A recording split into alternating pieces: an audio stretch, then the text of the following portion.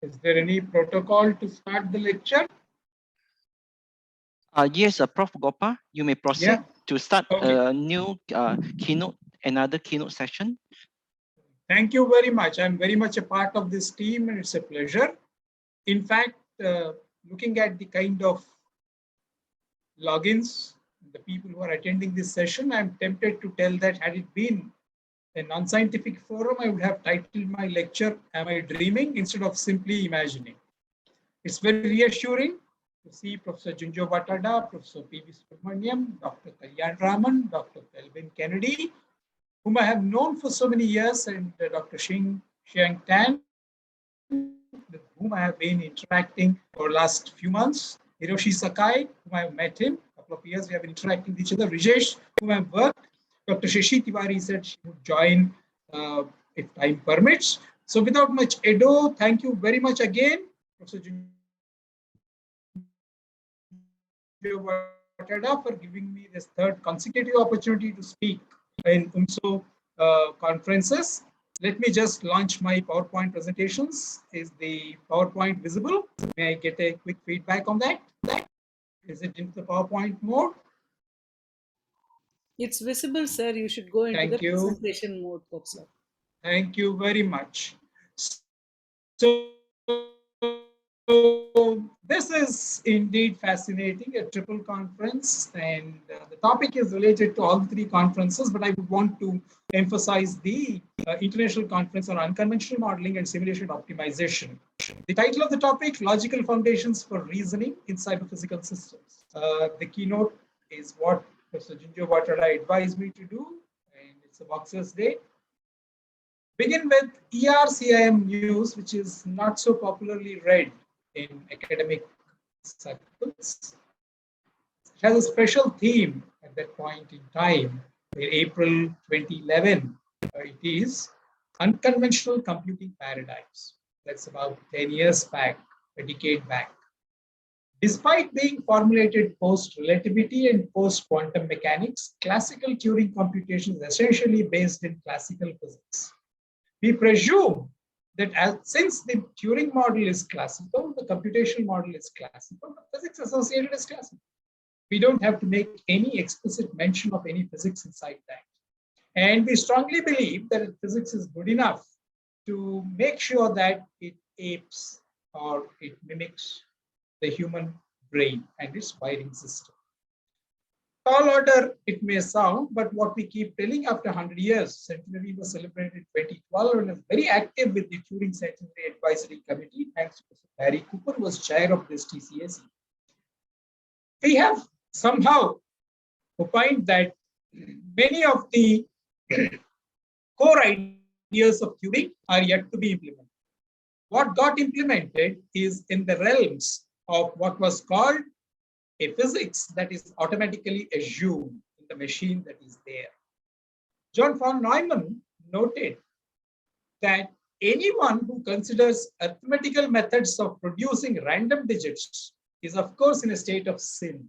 Very potent statement. And yet, quantum systems are inherently probabilistic. It's just like taking a task and going ahead with the decision. We can do that. Even today, we can do that. There's nothing that prevents us from doing it. If I have to take a decision, I'll simply toss a coin, and depending on that, I'll go ahead and take a decision. Much later, as I move into some ideas about spirituality, you go to a temple and the temple bell rang when you are thinking about something. Yes, the decision is made. A flower fell from the decorated icon of the goddess and your decision is made. There is no reason why we cannot make such decisions. But then they work. The bigger aspect of that is where faith prevails, it works. We already know the scientists of ancient India made some remarkable breakthroughs, but these discoveries go further and might make one wonder whether humanity really is at its peak right now concerning technology. So my own humble submission has been that technology is a very weaker approximation of what might have been happening during all those great minds dictating the way the course of actions will happen. So we ended up with this kind of a model, let's say the Turing model. and the abstraction of the computer, the Turing model. There is a real world, one abstraction into the computer, hardware engineering, a model, software engineering, languages, tools, and applications of everything. Last 109 years, I must say, we have been worried about this. How close or how far is what we are calling as real world inspiration from what we ended up with this computer transduced into an abstract model and a software that is making us see the real world as what I am showing on the right-hand top corner. What is the real world? The left-hand bottom corner. That is a real world. And somehow all these mappings have resulted in what I see on the right-hand top corner. And hopefully we give it a better physical implication of an electromagnetic wave, of something that we know already, some approximation of a physical object, an entity, a thing that we are relating. All this hardware and software, we have been making the move towards what is called objects, things. And we talked about signals, we talked about so many things. That's a physical presumption in this model, which is also a reasonably well-known way of making the complex. You can interrupt me anytime, please. If I'm not becoming very clear, please do interrupt. This is the way I've been looking at it. I'll translate it to the normal terminology which mathematicians and computer scientists will reveal later. A few quick slides, but this is the concept. This is where we are today, and this is not today or yesterday, for the past 109 years. So what is it that we need to do? We know that there is a concern that we are not able to push them any beyond what we have been able to do now, not bound by or conforming to convention, rule or precedent, free from conventionality and unconventional artists. So it's a case of a usage of material in an unconventional manner. Can be eccentric, can be individualistic, can be idiosyncratic, can be atypical. So what is it that gives you the repeatability? There is something, that force which can, depending on the will of the person who did it first, make it happen a number of times. There exists at least one man, maybe 1 in crore, one person, one individual, 1 in crore, 1 in 1,000, 1 in 100, whose will is taking care of several generations for generations to come. A case in point I am having in mind is Mohandas Karamchand Gandhi, Mahatma. Well, coming back to the basic building blocks of my own profession, it's all this. We have been talking about artificial intelligence, a wonderful lecture by my good friend and colleague on FIM, Dr. Ramakrishnan, cloud computing, big data, data storage, data processing, the memory wall. I know that his keynote was preceding my keynote, and I used some of those nice images to make up this slide. A memory wall exists. After that, the material devices. We don't know what is this memory wall, how to break it. Even the Turing model is an infinite memory tape, which we are trying to grapple with. A very nice theoretical model, which has been presented by my good colleague on the FIM, Dr. Vishwanath Ramakrishnan. In-memory computing, possibility exists. Unconventional computing. Is memory the wall that we need to break first? Or is it something inherent about the computational model that we need to break? Is memory so nicely consolidated in a componentized exercise, or is it everywhere? All over, all pervasive. I can get it from anywhere. So that is where the unconventional notion comes. Stochastic computing, neuromorphic computing, reservoir computing. What are all these topics? What all of these topics have in common for me is the prospect of increasingly unconventional computing methods that may naturally force us to rethink how we analyze problems for purposes of getting computers to solve them for us. This is said by Winston Cerf.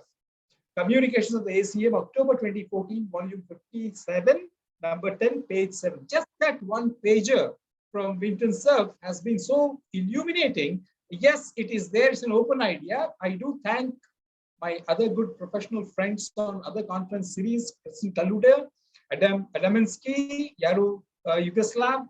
So they have been working on this idea of unconventional computing for some years. We have been interacting, but then this is what I keep saying, that is a challenge ahead of me. As I see it, this is a diagram which we have been talking about. My apologies, Japan somehow uses in vitro, whereas I would like to call it in vivo. That's life.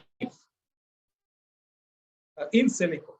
Natural computing, computing using hardware from nature, mobile bioagents, DNA computing. That's me. In vitro is me. In vivo is a life form, is what I distinguish. I may be corrected by my good colleagues, professors from Japan.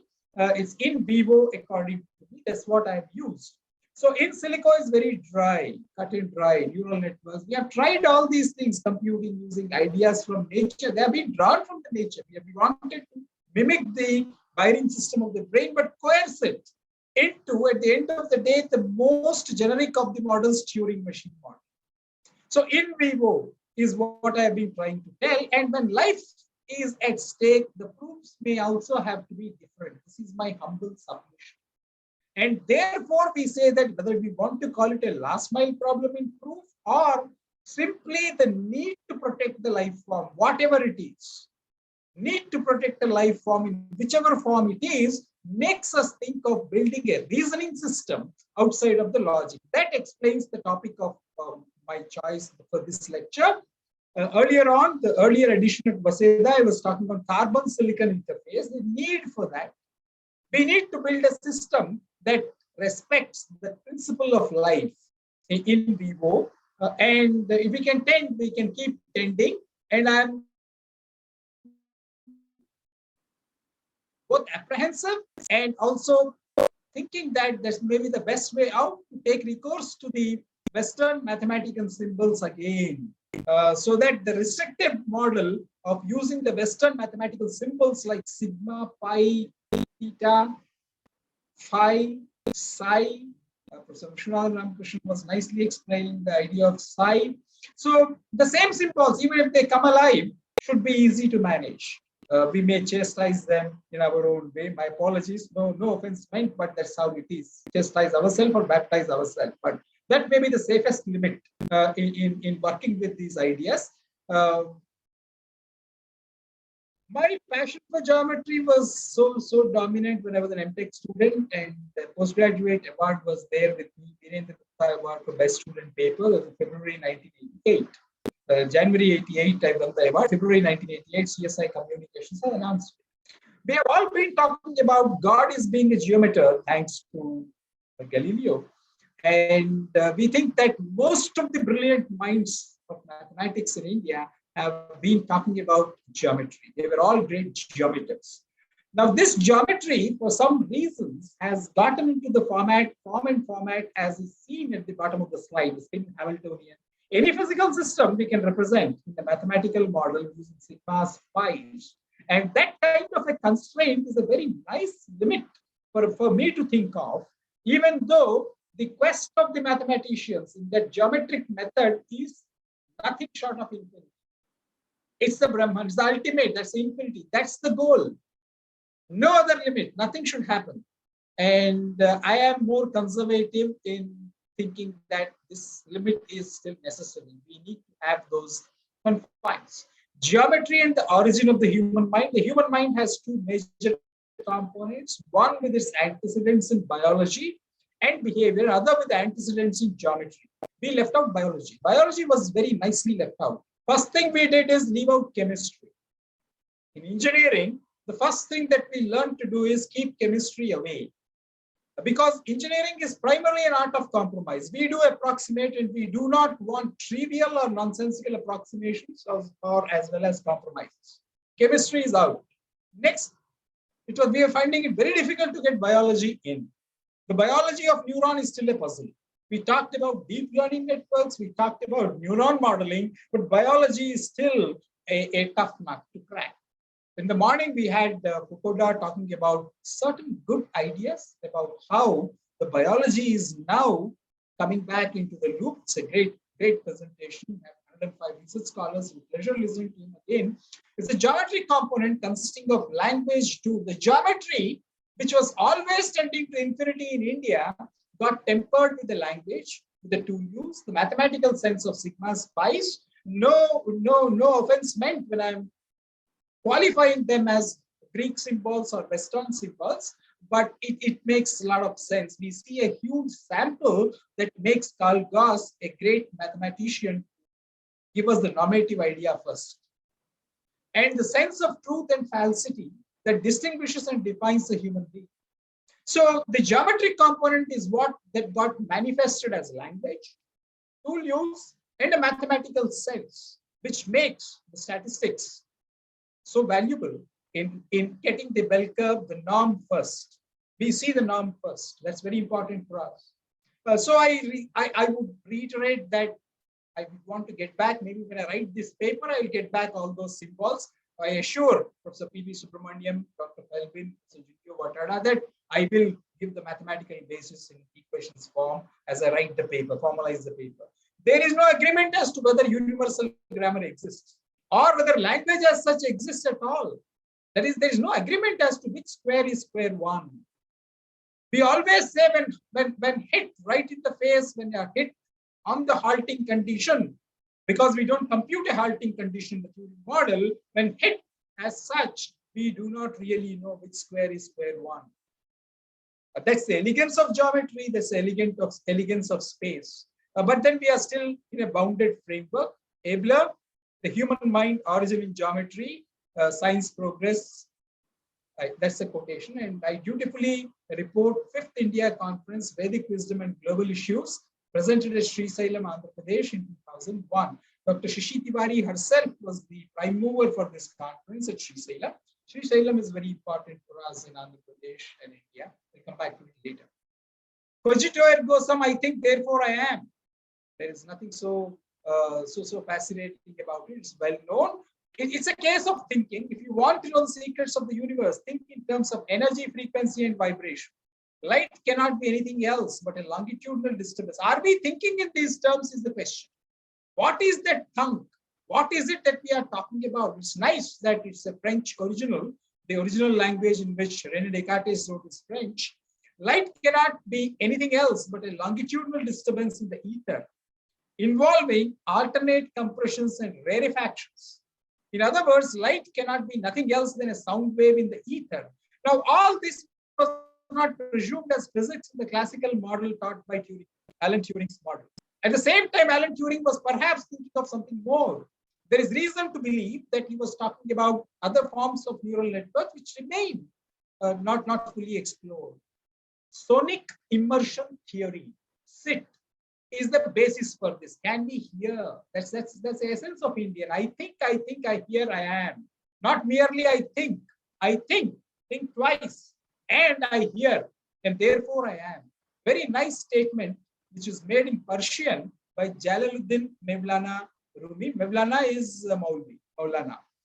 The way we talk about in India, it becomes Maulana, Mevlana Rumi. The Sufi saint, mystic.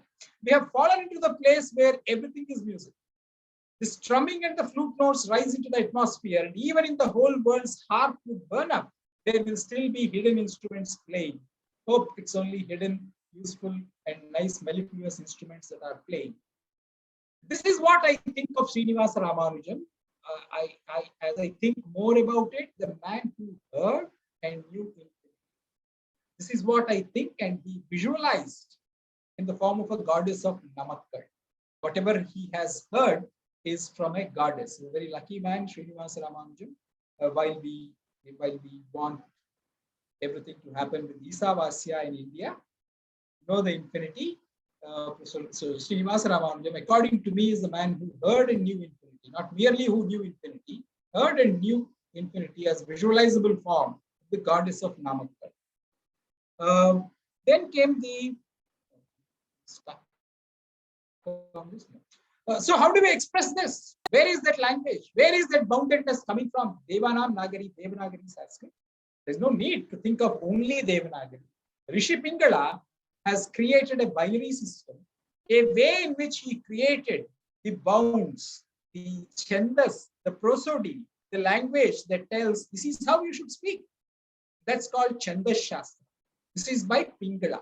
He created the binary system, and it builds well. In my mind, it is working nicely. Two numbers, 1 and 0. And it is a case of the Chandas. It's a group. They call it Ganam. Surya Ganam, Indra Ganam, Chandra Ganam, Guru Ganam. This is how we talk about it. Whether it is there or not there, you keep this cluster 1. If it is there, 0. Then we can compute the impact of that verse. The mathematical, the quantitative of mathematics nicely blends with the prose. And that's where the elegance and smartness of the way we have been thinking in India comes. And when we speak that language, the forms are automatically geometrical. It's algorithmic. Ingada's algorithms. It's very algorithmic. I've been trying it out. It works. And we have been talking about certain pratyayas, that's literal translation. There is a possibility to spread, annihilate, or lose, indicate, short, long exercises, count, space measures. It's a measurable space. It is nicely morphable into giving a spread, giving an annihilation, losing it, indicative, and it's just all this fits very nicely into what we call the Pascal's triangle-based approaches. These are the forms that are visualizable in that exercise. They are very algorithmic. All these are visualizable. It's all just boils down to 43 triangles of the Sri Chakra, and I can build it. I can build that form. It is something which is coerced right now, because if the mathematical symbols are only those taken from the sigmas and pi's, it's coerced, and it's not likely to be having the same finesse as we wish to envisage. If only somebody ventures in the way Srinivasa Ramanujan would have probably done, it would be great. Mathematics is defined as a study of quantities, that's practical process of thinking language. I don't have to dwell further on it, but I'm an engineer by profession, and I would want to get all of that into the same form, that same triangulation, the same triangles, 43 triangles. I would like to see some interconnections in that. So what is it that I'm doing is what I've been showcasing here, the bottom images. And can Turing machines do this? This is the typical language of the mathematicians. I'm quickly skimming through infinite tape, Turing machines, the way in which the abstract Turing machine is. They're all in one slide. It's my favorite set of slides. I cover it in just 3 slides and then talk about an automata theory that gave us the combination logic. Now what I'm attempting to do is the geometric logic. There are limitations. I don't want to spend more time on it. There are variations. But still we are hitting the wall. Is it a memory wall only or a computational model based wall? A question remains. We think that we can scale, it's just a hurdle. Memory wall is only a hurdle. Don't think that it is something which is a very huge wall like a fortress. It is not something that requires that much of an exercise. Today's computational model says that memory wall is just a hurdle. It's only a matter of time, matter of energy, we'll push it across. Alan Turing contributed to a revolutionary idea. The mental activity is computation. That's the essence of it. Any mental activity is computation.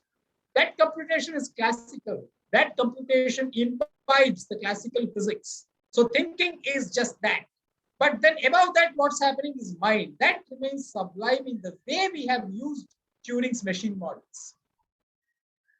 So what is the way out? Beyond what is happening in the Turing model, we wish to take recourse to the spaces, the mathematical spaces. We talk about a machine vision, MV base. What you are seeing is this: a topological space is roughly a geometrical space in which closeness is defined but cannot necessarily be measured. We are talking about unseen, unheard, which can never be measured. That's the greatness of physics, by a numeric distance. The measurement is not by numeric distance. Space is always decorated with adjectives like numbers, integers, rational, real, and complex. This is the premise with which I proceed. And where are those decorations? They are adjectives. Where are those adjectives coming from? From the prose, from the prosody, the way I describe. So it's good to talk about certain well-known spaces, the topological spaces. Now the concern here is that it is so easy. I come from the background of a software. All these are morphs. The 4 images are simply morphs. They are simply transformations. If you want to call it, we call it deformations. If we want to call it, we are giving it an alternate, just by changing a little bit of the adjective, the epithet of that space, like number, integer, rational, real, and complex. I get these forms. A donut is topologically the same as a cup of coffee. Everything is the same. It can still mean the same. And that's where lies the strength of software engineering. That's where lies the strength of the plasticity, and that's where the weakness. Then how do I conclude? How do I conclude what I am visualizing? The Turing machine's classical physics tells me that this is it. This is infinity minus, if I have 16-bit integer, minus 2 to the power 16, 0, 2 to the power 16 minus 1 is all that I talk about, minus infinity to plus infinity. Whatever we want to do, we do it in that. It's that simple. The physics is that bounding. Now, what we are talking about is hitting the wall very soon, too soon at the complexity that we are talking about.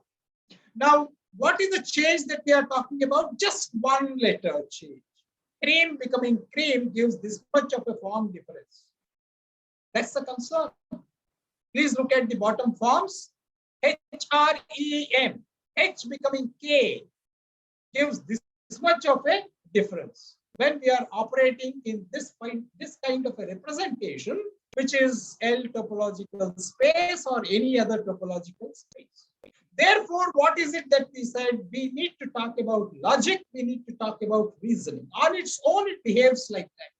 The mathematics behaves like that. So we are talking about the generalized geometric logic. It's a very interesting fact that notions originally developed for the purposes of abstract algebraic geometry turn out to be intimately related to logic and model theory. Why? Because today we are not making any secret about the fact that whatever we are doing with the computational model is impacting life as life in vitro.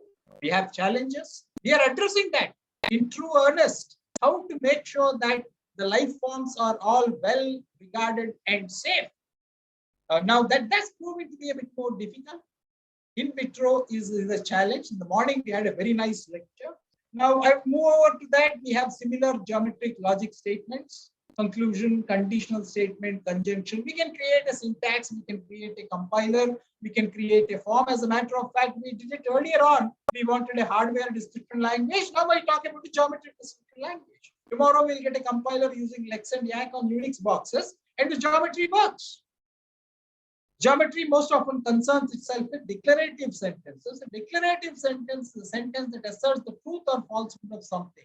Definitely true or false. That's all it is about geometry. It is a circle, it is a circle. It's a triangle, it's a triangle. There are combinatorics possible. Again, very nice. The physics is now no more bound by materials. It is definable by geometry, which can morph any physical object into any other physical object. So where is the point of concluding? Concluding is with reasoning. So we like to superimpose on our possibilities these kind of geometric figures, Platonic solids, then we are likely to see a physical reality. We don't have to, I'll go back to that slide. That's the king of infinite spaces, Donald Coxeter, the man who saved geometry. It's so nice to think of this work. I'm still not talking about infinite spaces. As one tends to infinity, I'm not too sure what happens with the kind of symbolisms that one will eventually breathe life into. The sigmas, pi's, what happens if they come alive? As we keep postulating in our method, in this methodology. So it's all the space frames. Whatever I have spoken is possible to do it in this.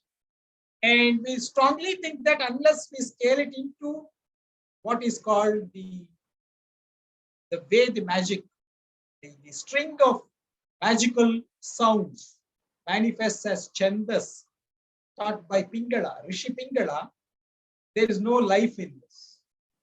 There is no life in this. We need to have those things. We need to put a bit of a string, a straight edge, a shadow, and the story of geometry comes alive. And we want to make it happen. We want to make it come alive.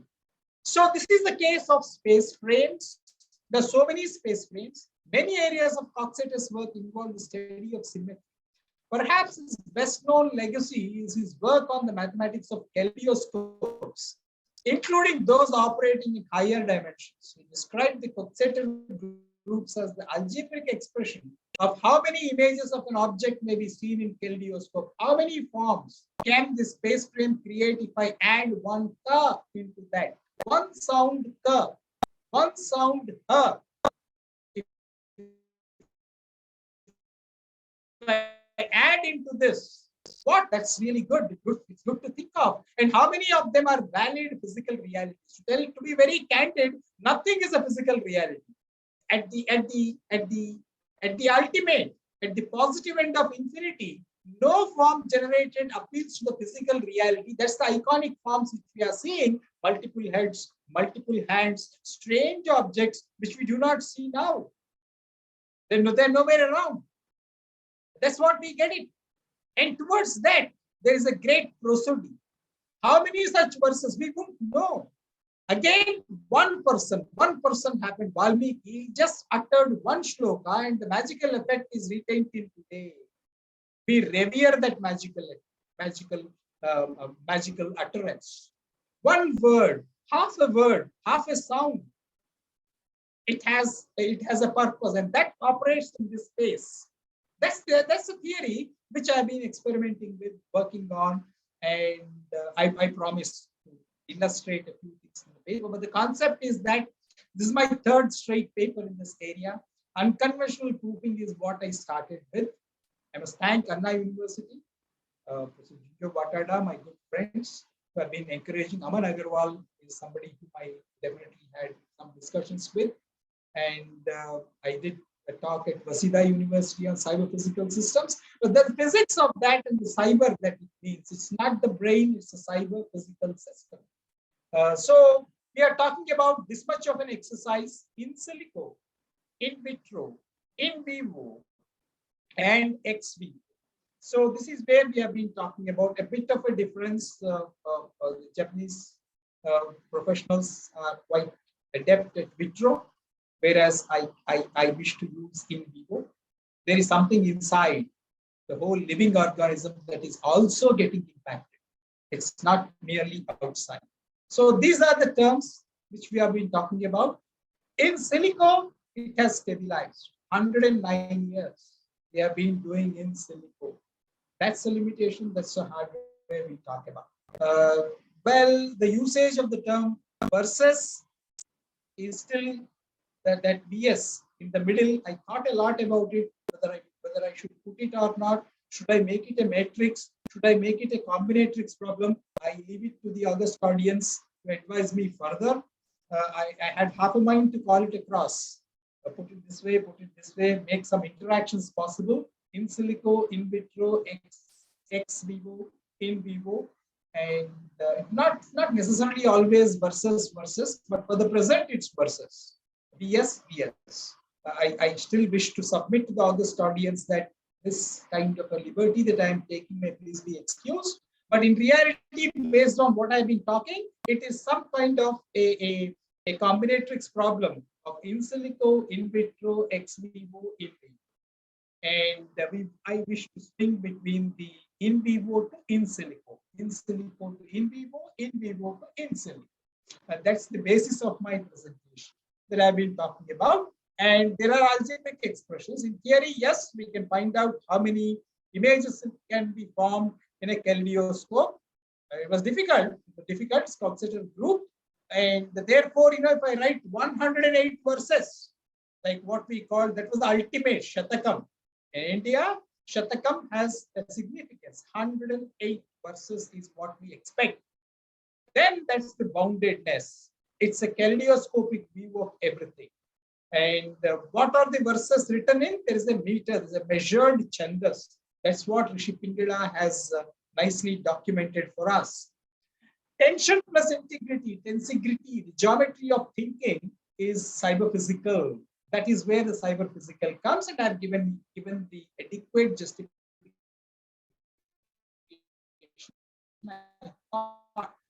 Tensegrity is like this. The geodesic dome, Buckminster Fuller's efforts, all of them indicate tissue framework provides a kind of tensional force that is crucial to the upright structure of the skeleton. The principle of tensegrity describes precisely the relationship between connective tissues, the muscles and skeleton. It's more the idea that thinking is computation, but thinking is not brain alone. It is something else. What is that thinking? I think, therefore I am. I think, I hear, and therefore I am. Both are true. So if I add that into the computation, a sound from outside, let us say in vitro, something coming from outside, then yes, what is it all about? It's a wireframe model, a mesh patch. Now, all these are possibilities. All these are possible. The abstractness, everything is there. A wireframe model of the human body and topological space. Very early, it was Vincent Duffy who was working on these wireframe models for some time. I had been fortunate to interact with him. It's a good idea. Most of the deep learning ideas, robotics, medical instrumentation, aerospace and teleportation, toys, sculpture, nano architectures, marine engineering, biology, all thrive from this wireframe model. It is exactly what I have been talking about. It is going back. How much time do I have? You have some time, sir. Okay, that's good. So I'll go back to these geometric figures and the forms that we can potentially project. It is not found in the geometry, but is projectable. And one sound, ha, becoming becoming ka, makes the ocean of a difference. And this is a geometric form that I wish to think of, the one on the right hand top corner. That is where we say it is right at the top. And at that level, if it can be formulated as a space, then there is nothing like it. All of geometry, we need a geometric reasoning to draw a line and estimate the papers that I refer. It's very interesting fact that notions originally developed for the purpose of abstract algebraic geometry turn out to be intimately related to logic and model theory. Compared to other existing versions of algebraic logic, categorical logic has a distinction of being concerned with objects that appear in mathematics. Well, is it physical object? We need to go one more level up. That's where we have been talking about.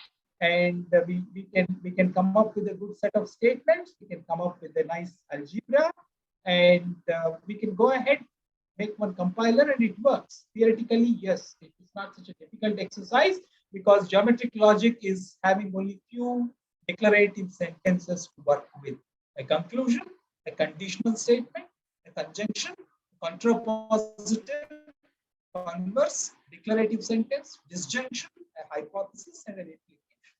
They're all declarative and they're all geometric forms.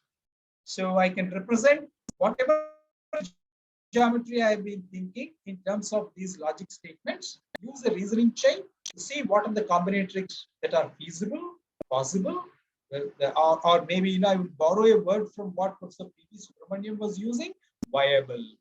What is viable is something that we have been talking about. Why are we concerned about it?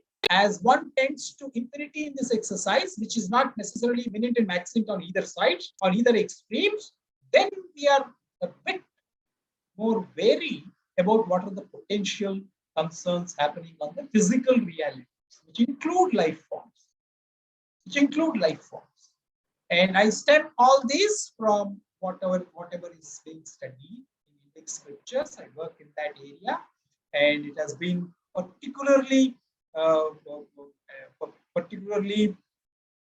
what to say, interesting for me to see if these platonic solids will also hold good.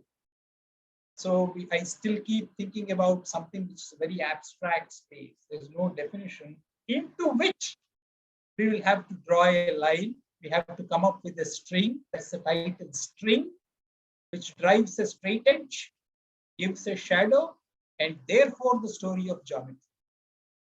It's a very nice work: string, straight edge, and shadow. The halting problem is still a bother, and we need to know how to draw a line first, and that's a straight edge. What guides me to draw that straight edge? A string. Who gives me the string? The way in which it is expressed. In Indic scriptures, it's called chandas. That tells me the meter that is written. Professor Bhudev Sharma was very versatile.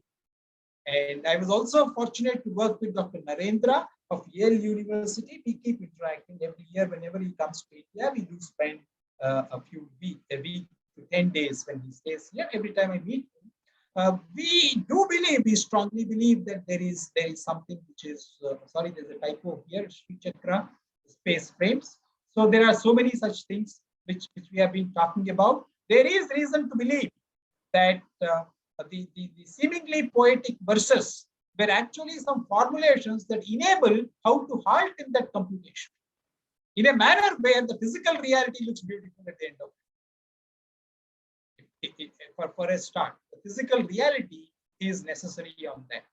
So the connective tissue framework provides a kind of tensional, it's parametric. Everything in this particular one edge, I will give a mathematical formulation. One node, I will give a mathematical formulation. The topological space comes, and automatically I'll talk about a human body. We tried, but then how do we have the metrics? How do we measure that? These are the ideas. Within this, we can make some more complications. We can talk about Lagrange. We can talk about several things. I did present some papers in these areas. Now, the point here is that I'm also thankful for the advice given by the university, because these areas tend to be quite sensitive in many ways, and therefore I keep seeking the advice, their review. This is what we are. 109 years we have been like this in these abstractions, always claiming that somewhere in somebody's mind, maybe 1 in 1 crore, maybe 1 in 1,000, maybe 1 in 100. All this that I'm showing on the right hand side is exactly equal to what is on the left hand bottom corner. Otherwise, we are quite fine. It has been going in, it has been coming out. Since I don't know what is happening within this entire model computer, and since it is coming and we are quite happy with 109 years of work using this, we should be happy forever. So we need to think of something unconventional, and this is where I wish to stop this lecture and see if there are any questions. The challenge, natural computing, we think it is. I had a PhD scholar who did nature-inspired computing very early on, from science and humanities, computing using hardware from nature.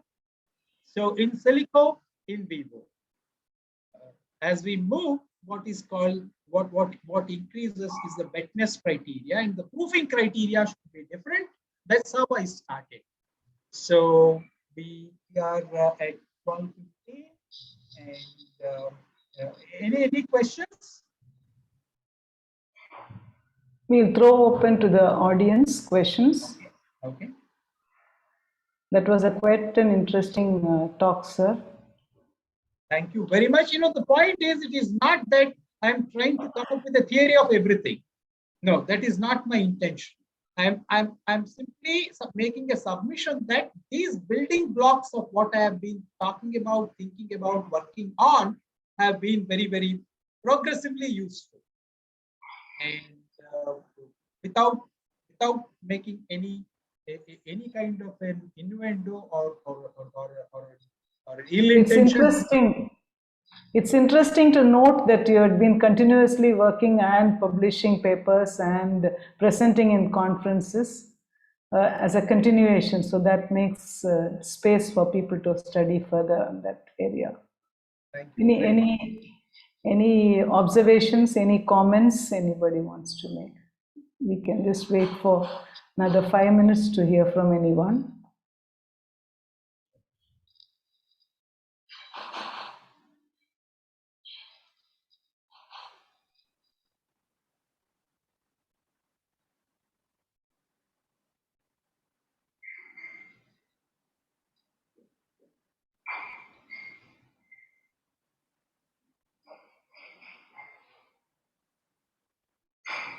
If there are no questions, we'll wind the session, sir. Thank you very much.